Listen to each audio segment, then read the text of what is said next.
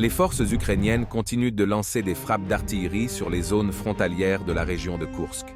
Dans 5 villages, des bâtiments résidentiels ainsi que des infrastructures industrielles ont été endommagés. Une personne a été blessée.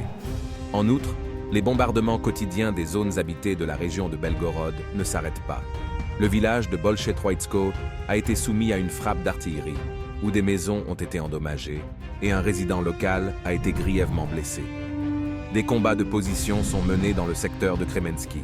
Aucune action à grande échelle n'est entreprise par aucun des deux camps.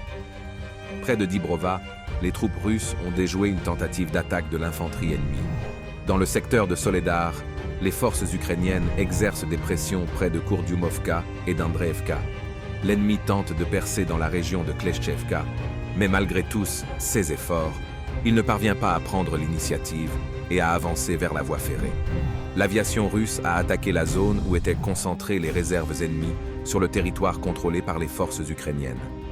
À Konstantinovka, une frappe aérienne a détruit l'emplacement des troupes ukrainiennes et plusieurs véhicules blindés. Les troupes ukrainiennes continuent de bombarder la population civile du Donbass. Donetsk et Gorlovka ont de nouveau été soumises à des attaques massives.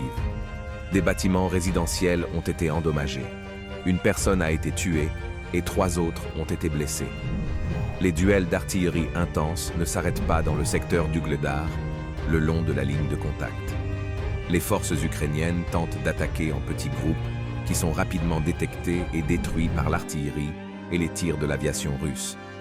Dans le secteur de Vremevski, on constate également peu d'activité de la part des forces ukrainiennes. Près de Prioutny, l'ennemi, avec le soutien de l'artillerie, a tenté de prendre d'assaut les positions russes, mais a été détruit par des tirs de riposte. Les combats se poursuivent dans le secteur d'Orekov. Les troupes russes ont réussi à repousser l'ennemi de certaines positions en direction de Rabotino.